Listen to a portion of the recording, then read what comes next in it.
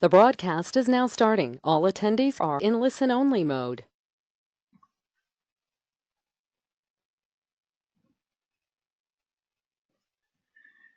Greetings from Albuquerque, New Mexico, and welcome to another 1615 webinar. I'm Matthew Ellison. I serve as the president at 1615, and I also serve as a church missions coach. I want to thank you for being here today for this very important topic. Before we get into the topic at hand, I want to let you know about some upcoming events at 1615 and also some resources that I think will be of interest to you. So on Wednesday, May 16th, 2018 at Noon Mountain, that's when all of our webinars take place, J.D. Payne, who is the missions pastor at Brook Hills Church in Birmingham, Alabama, will be sharing a webinar entitled Developing Apostolic Imagination. How do you develop a God dream as a local church to reach the nations? So assuming no limitation of resources, what is something you long to see God do in and through your church to impact the world? In this webinar, J.D. Payne will share about apostolic imagination, its importance, and the challenges that keep us from imagining how God might use our churches to reach the world. He'll also unpack how apostolic imagination relates to reaching those peoples living in diaspora today that are all around us through immigration, refugee situations. So if you're interested in this topic, please join us. You can register at 1615.org. So for the last couple of decades, there's been a big shift in the way local churches do missions. For a long time, local churches were content to serve, it seems, in support roles primarily, sending money and people to missions organizations. But there's been this growing wave of churches who are no longer content just to supply resources and people. They want to actively engage their congregations. They want to be more strategic. Of course, this has changed the way that mission agencies and churches relate to one another. So if you're a part of a missions organization that is feeling this shift and you want to meaningfully and effectively engage in partnership with local churches, you want to join 1615 for our mission agency consultation as we help missions organizations consider important questions such as, how do local churches view your organization? What's the perception of your organization? And the flip side of that, how does your organization view churches? Does your organization do missions for churches or with them? And one of the big topics will be, how do we develop a pro-church culture at our missions organization? You can register for this at 1615.org. It'll be held in Albuquerque, New Mexico, October 17th through the 19th. You can gather more information about this online. Another resource we want to let you know about is the Mission Table. Several years ago, we launched this initiative because we felt one of the reasons many churches weren't doing missions well was they weren't thinking about missions well. So we decided to gather leading missions thinkers and practitioners to a table to tackle some of the most critical, controversial topics impacting missions today. Seasons 1, 2, and half of Season 3 are available for viewing at missiontable.org, and the remainder of Season 3 will roll out the remainder of this year. Incredible conversations about very important topics, great for churches and missions organizations. And then I want to let you know about a book that I recently co-authored with my good friend Denny Spitters, When Everything is Missions. In this book, we explore the popular ideas that every follower of Christ is a missionary and that every good, altruistic, or evangelistic work is a missions work. But are these biblical concepts? Are they helpful? Do they lead to more missions work being accomplished or less? In this book, we address 7 key questions that define and shape our global engagement. Hope you'll pick up a copy. You can purchase this at wheneverythingismissions.com, or you can pick it up on Amazon. So today's webinar is entitled Stewardship of God's Assets, Rethinking What It Means to Be Generous. How can businesses make more kingdom impact than simply giving to charities? While charitable giving is critically important, handouts cannot fix the underlying social issues, businesses that seek profit plus social, environmental, and kingdom impact have the power to do more than charity alone. In this important webinar today, the Impact Foundation will introduce us to kingdom impact investing. Today's subject matter experts are Jeff Johns and Amy Minnick. Jeff is the CEO and co-founder of the Impact Foundation, and Amy serves as Chief Impact Officer and General Counsel. She's also a co-founder. So in just a moment, I'm going to hand the microphone over to these two, but first, a couple of details for our audience. Number one, your phones are muted to preserve sound quality. You can listen through your computer speakers, or you can call in on the telephone. As questions come to mind today, and we certainly hope they do, please type them in the question and answer panel located on the upper right-hand side of your screen. We'll be addressing your questions the last 15 or 20 minutes of our time together. 40 people from around the country have registered for today's webinar, and I want to let you know that this webinar is being recorded and it'll be available within a week at 1615.org. So I'm going to hand the controls over to Jeff and Amy at this point. And I want to thank you both for taking time to share with us today. Jeff, it's all yours. Great, Matthew, thank you. Excited to be here as a fellow Albuquerque guy. I've just always been excited about the work of 1615. You've helped the church I went to, and really happy to be here today to share what we're talking about, how business can do more. Amy is in an airport and had her flight changed, and so she may be able to talk for part of the time, but there's a lot of background noise. I'm also flying somewhere, but we're hoping that everything works with us and we can get some great information across to you all, and then have a really nice time of Q&A. So I'm going to start a little bit with the background, the why we're doing what we do, and kind of where charity is going. I love charity. I love giving. My parents were great models of generosity to me, and they really made sure that I also understood the value of hard work in business. So Amy and I both grew up in entrepreneurial family businesses who grew and successfully exited, which led us to have foundations that we were part of and other things like that, opportunities to do a lot more giving. Both of us kind of felt the call to make it on our own instead of working directly for our family, and we both ended up doing a season at the National Christian Foundation. I spent 12 years there doing business development, opening 30 local offices across the country, and Amy ran the biggest local office in Kansas City for about 8 years. And during that season, we just had a continued sense about business people in the church not necessarily feeling like they had a place that was comfortable, it was natural for them. Sometimes it felt like the narrative was, well, if you can't be a pastor or a missionary, then yeah, go ahead and make some money in business, but make sure you do it to give it all away. And there's lots of good that comes from that, but there's also maybe a lack of people feeling like they're truly being who God created them to be. So we've gotten the chance through our work at National Christian Foundation to work with many families who've kind of turned the whole business narrative on its head. And they've been able to say, hey, God created me to create wealth, and I'm really good at it. But if I only use it to my own end, then it's just mammon, it's slavery, and it ends up that I have more stuff than I need, and I have to manage that stuff. My kids turn out worse, I turn out worse. And so there's this whole bigger narrative about using business for God's glory and making sure to kind of put things in its proper place. So I'm going to turn it over to Amy for a minute. Amy, why don't you add to that? Sure, thanks, Jeff. At Impact Foundation, we are about helping people use charitable assets to invest in businesses that are adding to human flourishing and creating value for all constituents, including shareholders. As Jeff mentioned, we grew up in separate family businesses. We're not siblings and we're not married. But we did both grow up in family businesses where dinner table conversation was about the latest marketing need. We were at work with our parents, learning from an early age what it's like to find opportunity, to try to make money, to try to grow a business, to take care of employees, to deal with legal issues. And then my family eventually took their company public. And in doing that, as the youngest of 5 kids in a family that had a fair bit of trauma, I had a really interesting seat to see what God can do when we let him help us make decisions for how to steward things.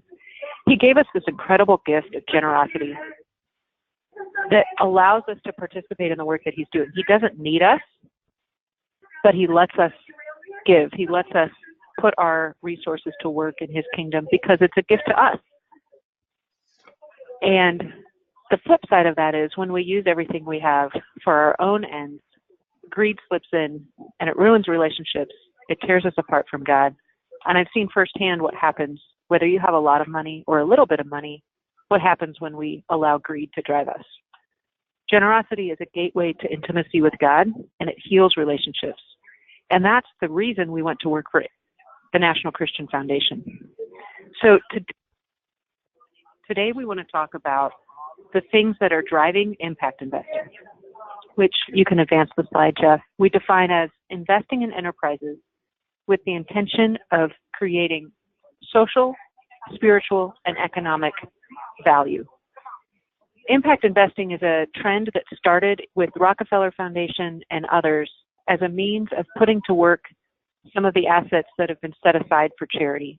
There's about $800 billion in private foundations and donor-advised funds that's ready to be deployed, and most of it is invested in the stock market, mutual funds, bonds, things that are at best neutral to the charitable intent of the givers.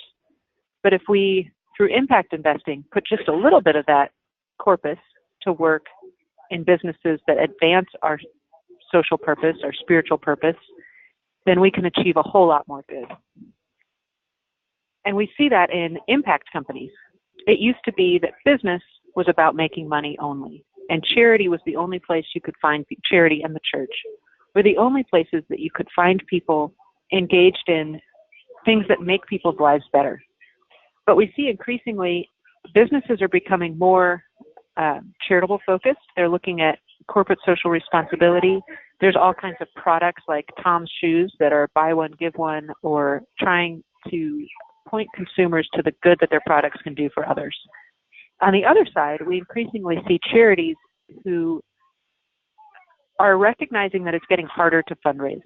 It's getting harder to find donors who want to put toward, who want to fund the work of the church and of missions. Part of that is a demographic shift. We are post-Christian in our country, and it's just harder. And that means that more charities need to be thinking differently about how they do their work, how they fund their work, and looking at revenue-generating activities besides donation funding to achieve their mission. And in the middle is where impact investing has its place. Jeff, do you want to take it from here? Yeah, thanks, Amy.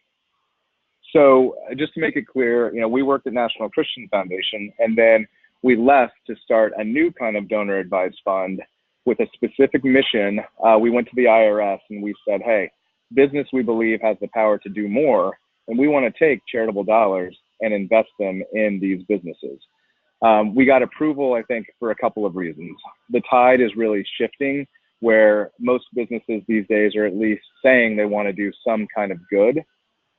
And then right when we were applying for our status, we had a lot of people praying. We had a great lawyer. I think we're one of the few people who knew our IRS examiners by name and had a group praying for her. But we also had President Obama directing the Treasury to figure out mission-related investing.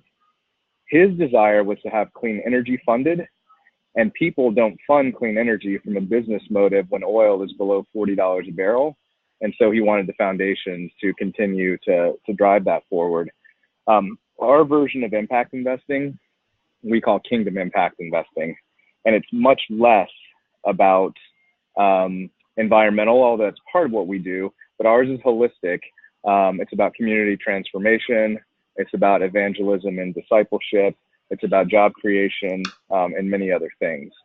And I think the story that both of us came to this, Amy and me, with is that as we traveled the world and saw things, we kept hearing some version of the story that people said, really what my people need, this could be from, a small hut in Africa to Venezuela, or we just got back from Nicaragua.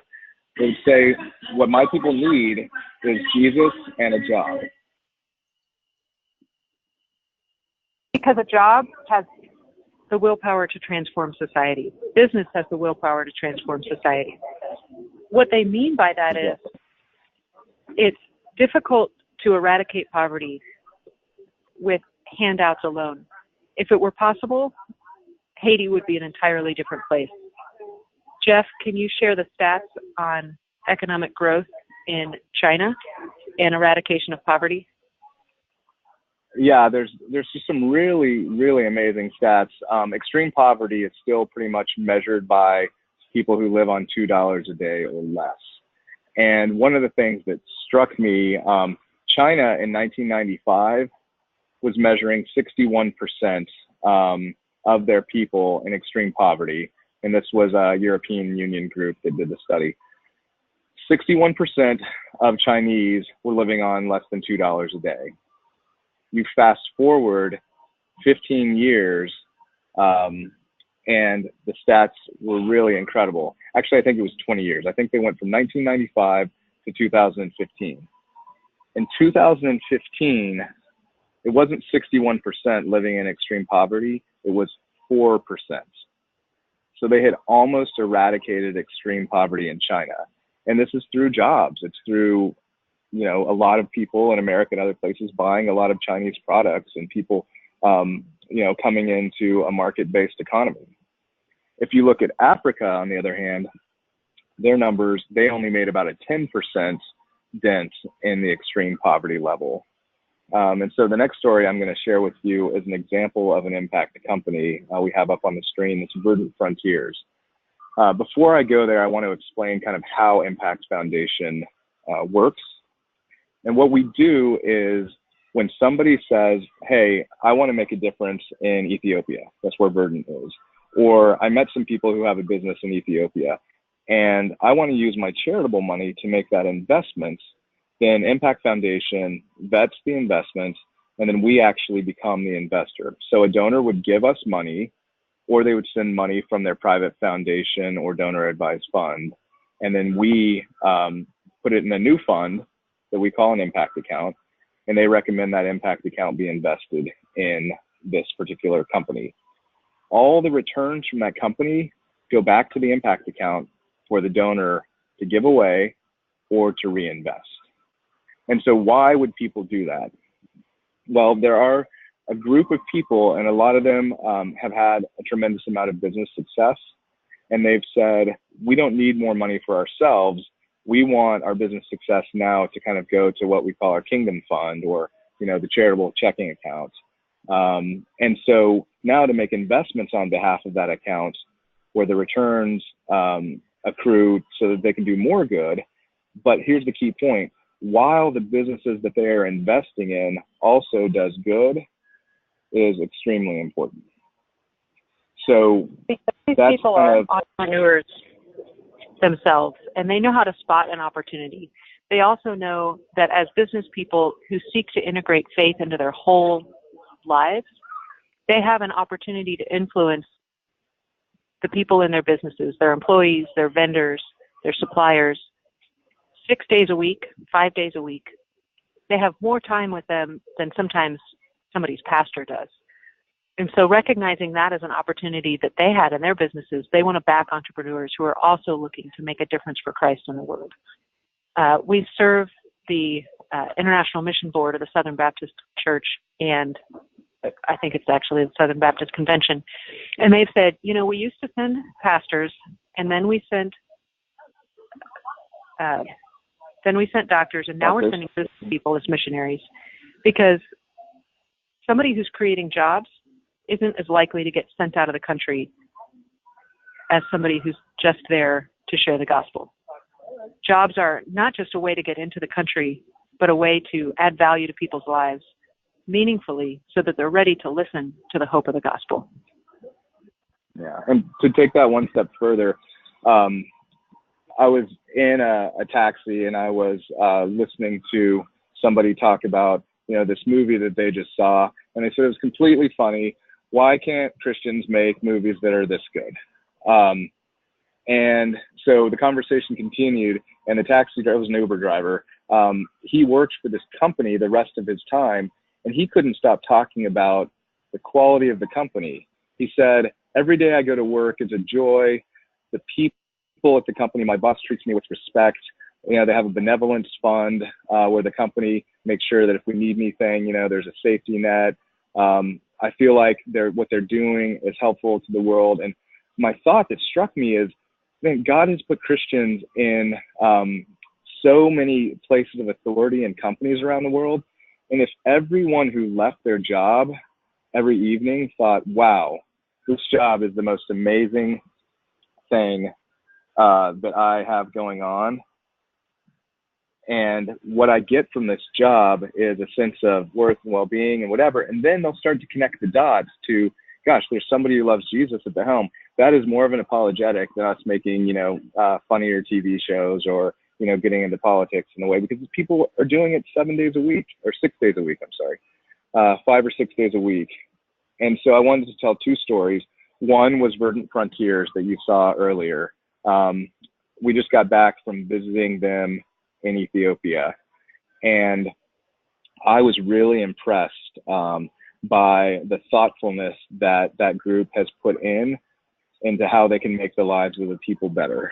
So they're now the biggest cattle producers in Ethiopia. They are promising their investors market rate returns while paying above living wage and really treating their communities well. They're raising cattle for the people in the free of charge in the village around them. But the key thing is they didn't do what, you know, most people do, which is put in cow-calf pairs and let nature create, you know, new cattle. They had a deal with the government where they said, look, we know people in Ethiopia have a lot of extra cattle on the ground and they don't have a way to monetize them. And these people don't have bank accounts.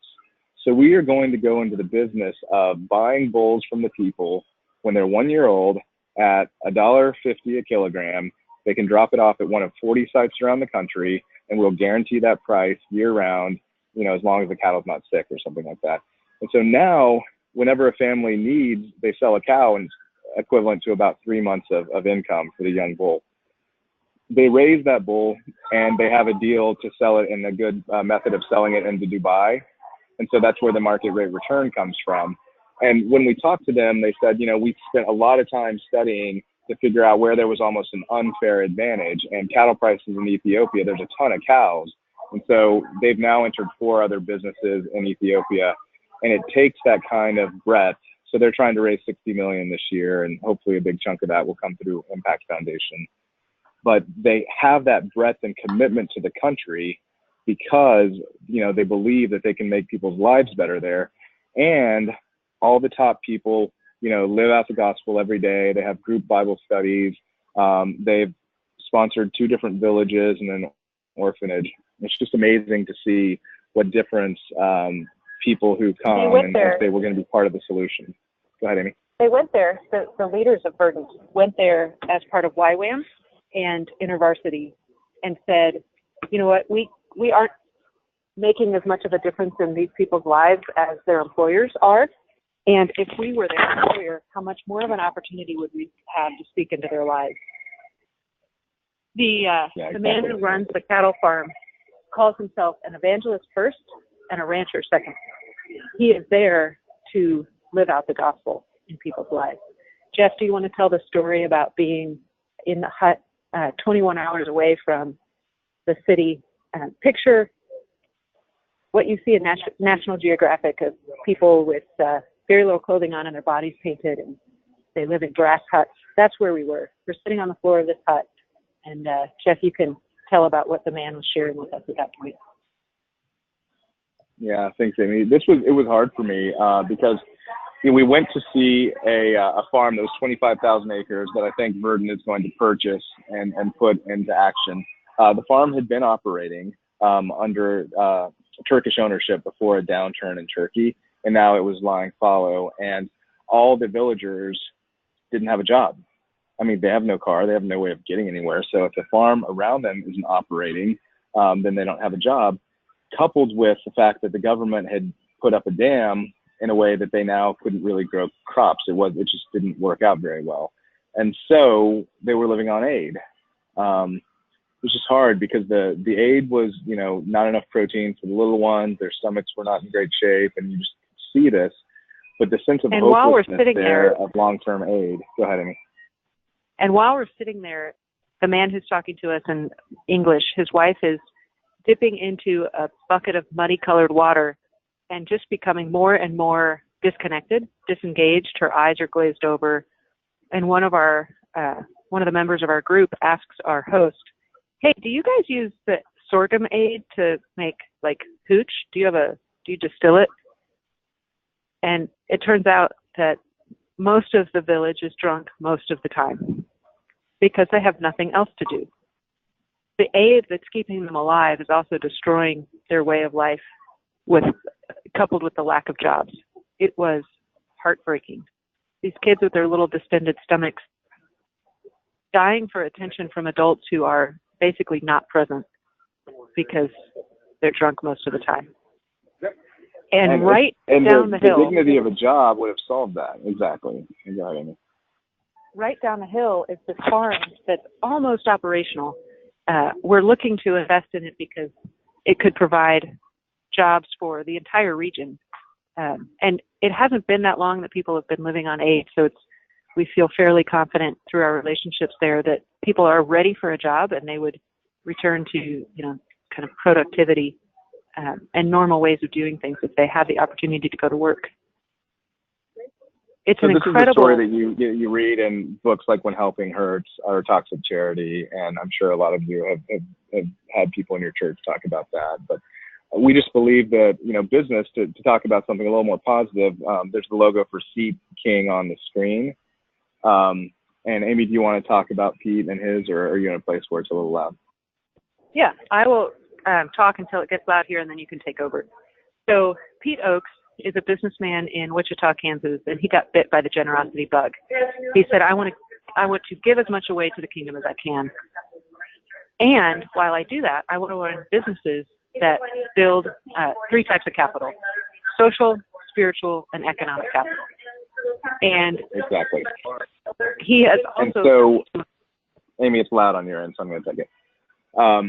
So Seed King, he said, you know, how can we make the most impact on people? And he's just really innovative. And so he said, you know what, we're going to take this small business I have producing seats for riding lawnmowers, and we're going to put it in the federal penitentiary. And instead of paying 80 cents an hour, we're going to pay $16 an hour, or market rate, to these prisoners. And then he also told the prisoners, we're going to have the best prison in the country. And it's funny, just the video and the look on their face when they were like, you know, who is this guy coming in telling us we have the best prison in the country? And, you know, one of the things that Pete always laughs about, he said, man, I've never had a perfect record of people showing up on time, but it's a great place to hire people, and I'll show up on time every time. The beauty of the whole thing is that, one, they have some dignity because they're paying the state now for their room and board out of their salary. Then they have leftover money to be able to call home. In most prison systems, somebody has to listen in, and so, you know, it costs. And they get to send money home. And so now when they come home, if they're able to, they're welcomed as somebody who's been helping the family instead of somebody who made a mistake and kind of turned their back on things. That's all coupled with the spiritual transformation. So the way that Pete expresses this is there's three types of capital. Every business has the opportunity to use these well. The first type of capital is economic capital. And what that means is we have money and we should be using it well to pay our workers a fair wage, and he measures that as market rate or better, to pay our vendors on time or early, to always kind of make the name of Christ be known positively there, to, you know, make sure that we pay our taxes and do all these other things fairly on the economic side. The next step, if you're doing economic capital well, is you should get into social capital.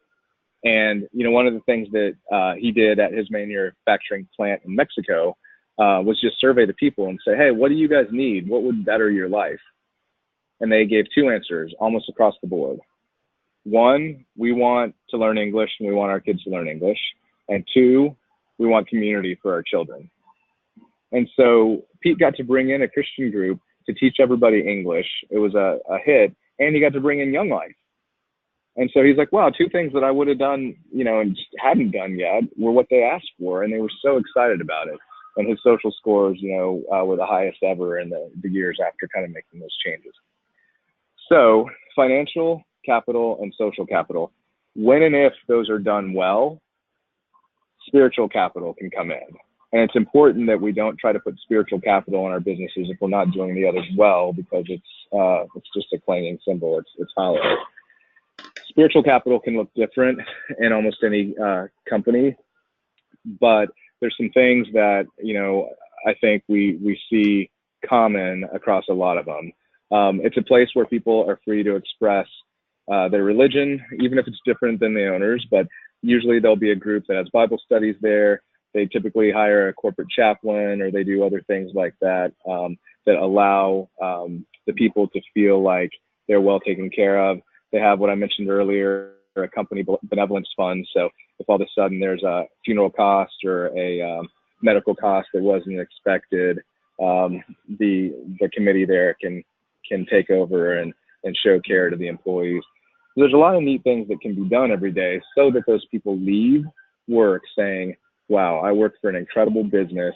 And yeah, I didn't really necessarily feel like the faith thing was too real, but man, they act it out and live it out every day in our company. And so now I'm open. And that's really powerful. And we see a lot of ways. Yeah, we see a lot of ways that churches and missions organizations are getting involved in work like this. There's a church in Kansas City that just convened a group of business leaders in their congregation to ask them the question, present the opportunity and ask them the question, what would it look like if we engaged differently with our missions partners?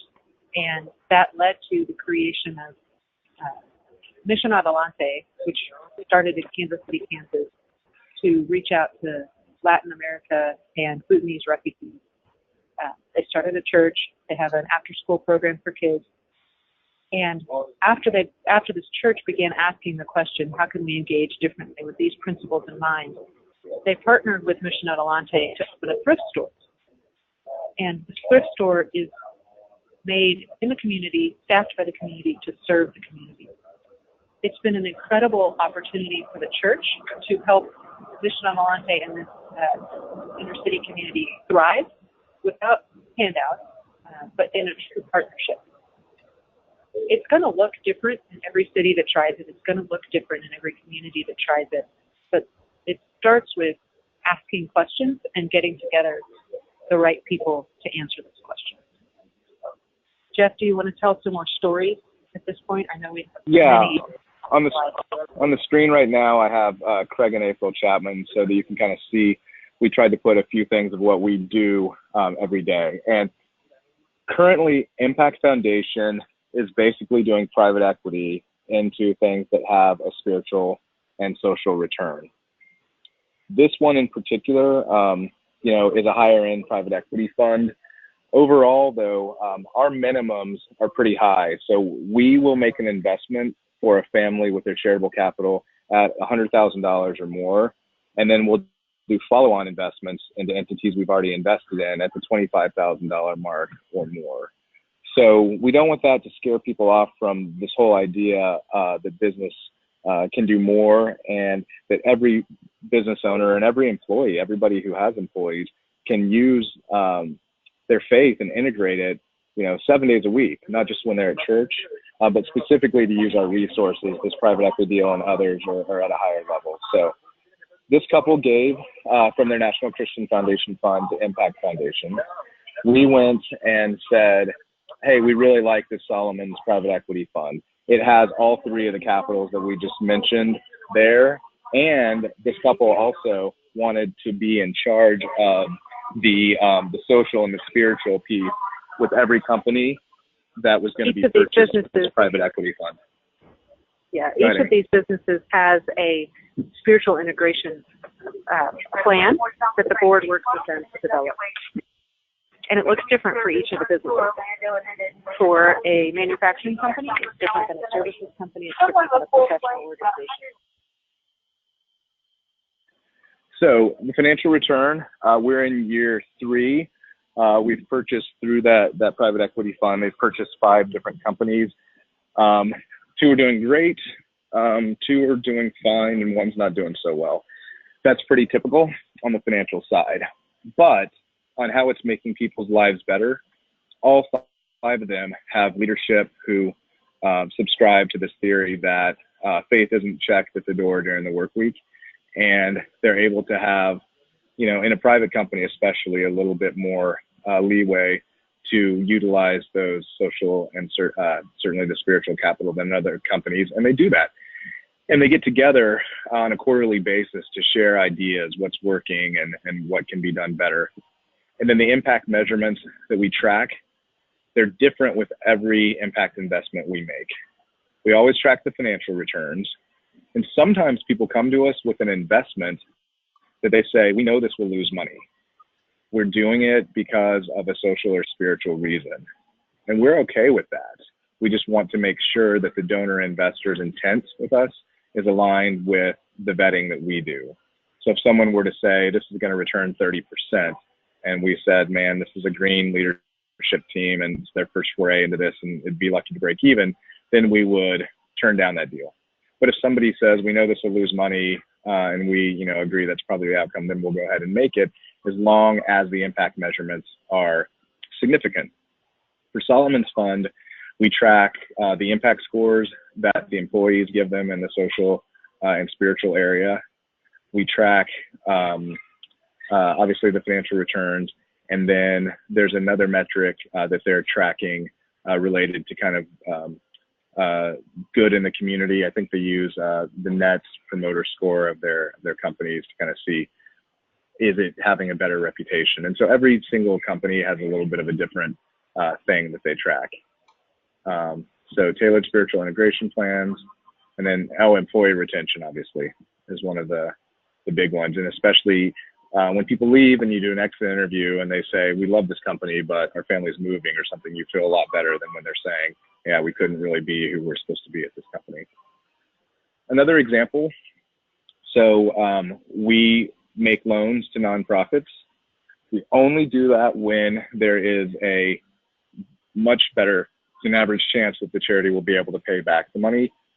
We don't want them to come to us 2 years later and say, oh, well, can everyone just turn this into a grant to our charity because, we can't pay back. So no, this is a business discipline. We have to have a business plan that is credible and see, some positive move in that direction before we'll make a loan to a nonprofit. And the reason for that is, sorry, I was just going to say the reason for that is we never want to see donors to a ministry lost because of an impact investment. This should be about strengthening relationships all the way around, including between the donor and the charity. And that can happen when a charity has a revenue model that will provide the pathway to repay this loan, and the loan payments are digestible, which was the case with this Birmingham group that helped a ministry expand its retreat center to another location. Yeah, and so why would they do it this way? Well, the ministry said, gosh, we have a 3 to 4 year kind of fundraising campaign that we can do to put together the $800,000 we need to buy our second retreat center. And instead, a friend said, well, actually it was 5 families in this case. These groups said, well, we have money that has already been given that's sitting around in the donor advised fund. If we lent that to you, we could start doing ministry now. We could buy the retreat center and we could get going, and then you could pay out of the proceeds. Much more of the way that a business that's launching would think. And so what we're trying to do, again, is marry the best of business with the best of charity in order to greater good for the kingdom. So the financial return on that, it was a low interest rate. I think it was like 4% or something like that. Well, probably this will see. Yeah, there it is. How does it make people's lives better? The center is used for substance abuse counseling and also other ministry work. And then the impact measurements that we track, graduates, the sobriety rates, and the number of baptisms that are because of that company. Okay, switching gears a bit. we have a significant investment into a cashew company in Mozambique. The donor granted from a private foundation to Impact Foundation, and we made that investment into the Mozambican company. Fascinating to know that Mozambique used to have a great cashew producing cash crop out of the country, but then after the war there, it kind of fell by the wayside, and most cashew production moved to the Philippines and to Vietnam and to India. And so they said, look, we believe that we can compete with a better product, because they were going to do the growing and the shelling and the preparing and everything down to packaging and shipment in one location. It gives them about 3 months of freshness head start compared to the way that it's done in other countries. And so we work with Openwell Oxford, who's one of our strategic partners, to vet out this opportunity and make sure that, you know, the financials and the team and all the other things that normal investors would do before making an investment were all in place. And then the loan payments return to Impact Foundation. And so what we do there, it's a convertible note, which means that it could convert to equity when certain things are met, paying 8% right now. Economic development, and then the people who launched it really have a strong desire to see Christ's name known in that part of the world. And so they have an evangelism and discipleship piece. And they also have a heart for orphans. And so a lot of the profits end up going into the orphanages. All right, so these are the frequently asked questions we get, which I will not answer unless you guys ask them during the Q&A time. But if it will spur some conversation or some thinking, how do we vet our deals? What are our minimums? What about unrelated business taxable income? Maybe none of you were thinking about that. And do we invest only in Christian companies? And then how do we serve ministries? We also do vision trips, donor investors. We don't call them vision trips really as much as we call them investment trips, because we'll go and see opportunities that are open for investments. Most of the people come not necessarily to make an investment, although they do that, but to meet other people who are excited about this concept of business plus charity doing more. There's also a newsletter that you can sign up for at impactfoundation.org. It comes out probably every couple months or so. We're a small team right now and running fast, as you can tell with all the airport stuff. But Amy wrote a book called The Profitable Charity, and it's really good. It really, for me, I'm on several charity boards. I get to do Bible translation, and free plug for anyone who has a youth minister around them or is a parent of teenagers. I also chair the board of Axis, who helps teenagers and parents talk and open conversations about faith. If you go to axis.org, there'll be a pop-up to sign up for the free cultural translator. We have 100,000 families and youth ministers on it, even though it only started about 18 months ago. Every Friday into your inbox will come, here's what happened in culture this week, which I personally do not keep up with, but I have 3 kids, so I need to. Here's what it means, and here's how to open a Christian worldview conversation with your preteens or teenagers about it. So anyway, that's an aside. Our book is called The Profitable Charity. Why I brought that up is because I challenged Axis, who was all donation fundraising for about a $800,000 budget every year. And when our board came and said, look, we're adding value to people's lives, you need to figure out how to be a profitable charity, they started the Cultural Translator, which is free, and it gets people excited about the resources, which then leads to all these parenting teens guides. So if you want to know what Snapchat's really about, or how to open up a conversation about vaping, or, you know, what does Easter really mean and how can we come around it as a family, we have guides for that. We also have a parenting teens seminar. These are all launched in the last 14 months. The ministry brought in $600,000 of earned revenue, and we grew our budget to $1 million. But it's just incredible when people started to think, look, what we have is valuable, and we're going to actually get it to more people, not less, by being what we call a profitable charity. So Amy has some ideas about that in the book. Impact Foundation is willing to make that available for free to any of you who want it. Simply in the feedback form at the end, put your name and address in, and we will get one mailed out to you. So Matthew, I don't know if with that I turn it back over to you for the Q&A. Yes, thank you so much, Jeff. I imagine Amy's on her way now. I really Yes. appreciate this information, and I'm sure the audience has been encouraged and gained some new insights here. So I've got a few questions, but I'm going to first dive into some of the ones that our attendees have posted already. Sharon is asking, can you please give us some examples of effective spiritual integration plans within a business? That's from Sharon. Yes. It Oh, starts Amy, go with, ahead. yeah, sorry. It starts with understanding the God story of why a business started. That's the key. And we could probably share way more information than you'd ever want to know. This is a question that comes up consistently in all the formats that we attend, from the Christian Economic Summit. Okay, go ahead, Jeff. Okay. Yeah, and so we have a bit of a process to sit down with leadership of the company and kind of unpack that story. What we found doesn't work is to be prescriptive in our metrics. So if we say, hey, you're launching a company and you love Jesus, every quarter you need to report on how many of your employees shared the gospel or whatever. That does not work. Companies are launched for different reasons, and there's always a Holy Spirit story behind it. And so we help them find out what that is and then start measuring things that matter to them. Otherwise, especially if we've invested in them, they just take time, 2 hours before the metrics are due to kind of make them up or hope that they can figure it out. No, what we would rather have is them measuring on a weekly basis in their team meetings and celebrating and coming around, certain milestones that they've hit, because the metrics are meaningful to them and why they started the company and what they do every day. So we're working on a template that can be shared more broadly.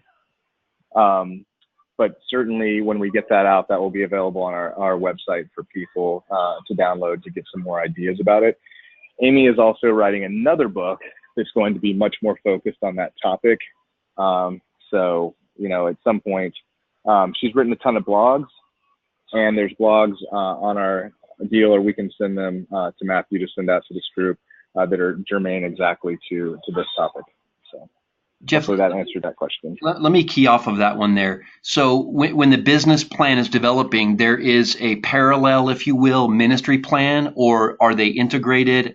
I'm just curious. That's my own. Both. Yeah, it's both. So Pete Oakes and others like him have both a business plan and a spiritual integration plan. All of Sovereign's Capital companies have both. Some can't.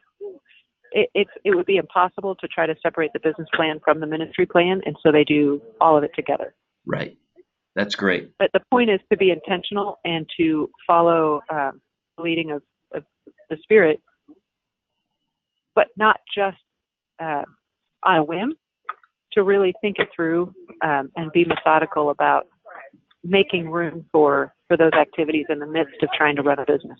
Right. For Jeff and I, you can probably tell we're running hard, and we have to be intentional in our business to make sure that we are creating room as individuals to practice spiritual disciplines, and then together to make sure that as a team, we're also listening to the Lord together and seeking his face every day. Yeah, that's good. So this is really a specific question from Jesse. He says, how can I learn more about what you did or are doing in Nicaragua? Because I am currently mentoring businesses in Nicaragua and have a financial stewardship program there. So maybe there could be some that's great. on the other side of this. Yeah. Could you provide us your email, and we'd love to connect.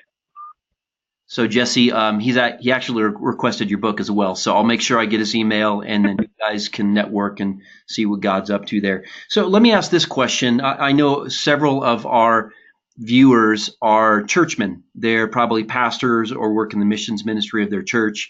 And of course, they've been hearing about business as mission or business as transformation because it's an emerging idea. Of course, it's as old as the New Testament, but it seems to have reemerged right now. How might a local church participate in impact investing? A lot of the case studies you guys gave were individuals, But let's say there is a church online. In fact, I know there is, and they're engaging an unreached people group, and they're contemplating how business might be a way to make disciples and a way to love their neighbors as themselves, to fulfill the great commandment. How might a church raise capital and then, as a part of their church strategy, launch a business through impact investing? Any ideas there?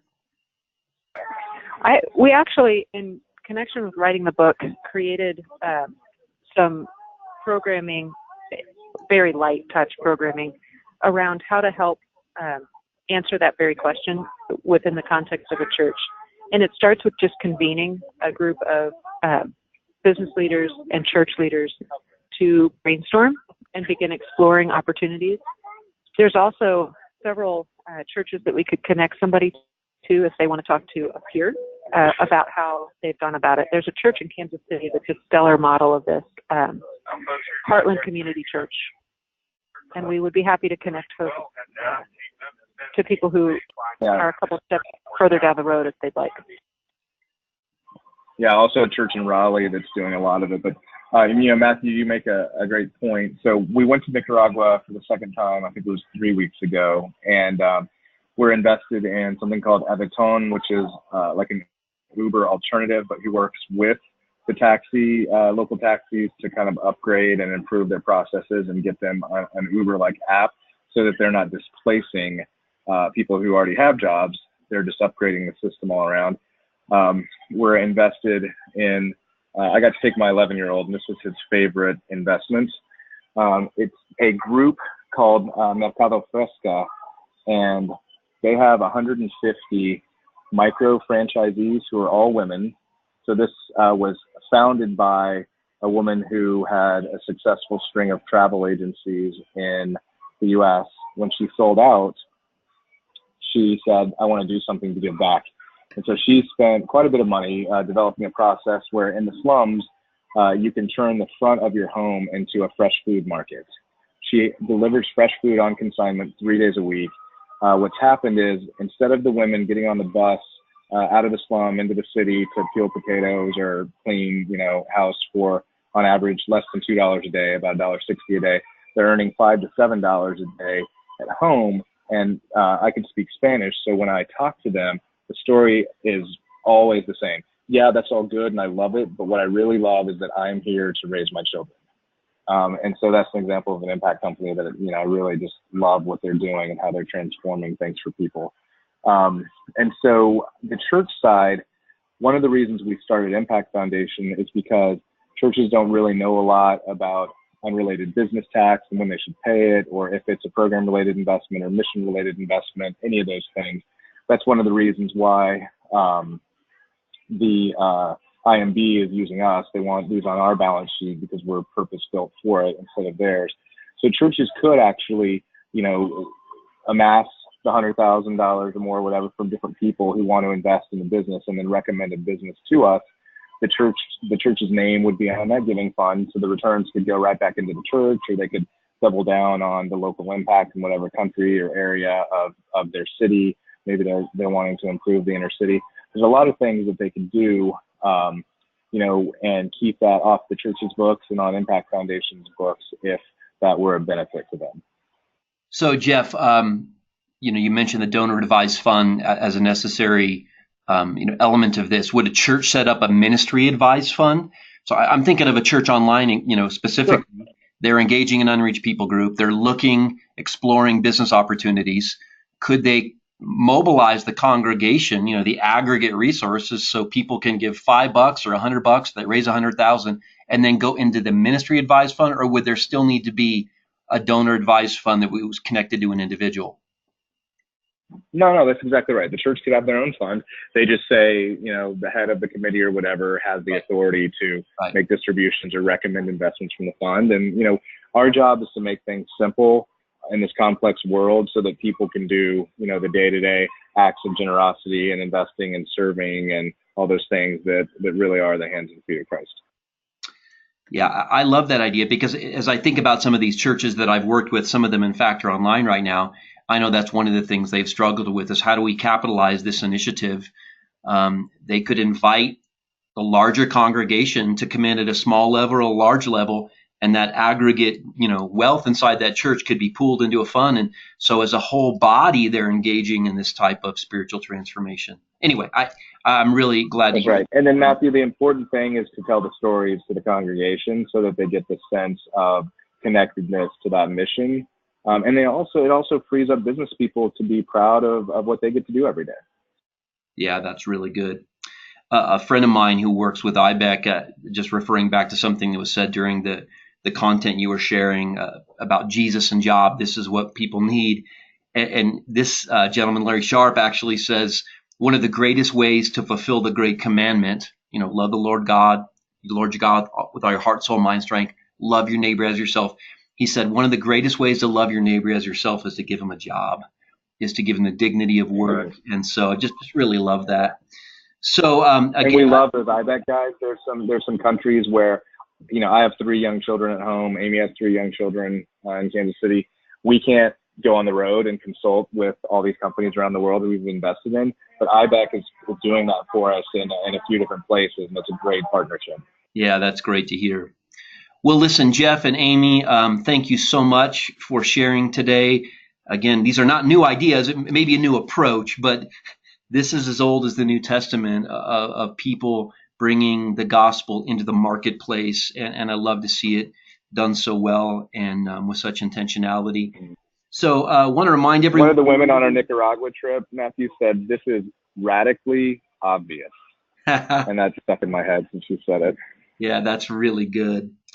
So again, I want to remind everyone that the Terrace Foundation is willing to give that book for free for anyone who is online today in the webinar who is interested. Simply give us your physical address. I don't think we've captured that with all of you, and that would let us know that you're really interested in the book as well. Just let us know you want that. We'll get the information to the foundation, and then they will ship that off to you. Want to remind everyone that this webinar has been recorded. It will be available within a week. So if you have friends, associates, or ministry partners that you'd like to share it with, you can recommend that they go to the link and check it out. So thank you again, Jeff and Amy, for sharing with us today. May God keep you safe on the road and bless the work of your hands. Thanks, Matthew. Really love being with you all. Yeah. Thank you so much. I'm Matthew Ellison for 1615. Thank you all for listening.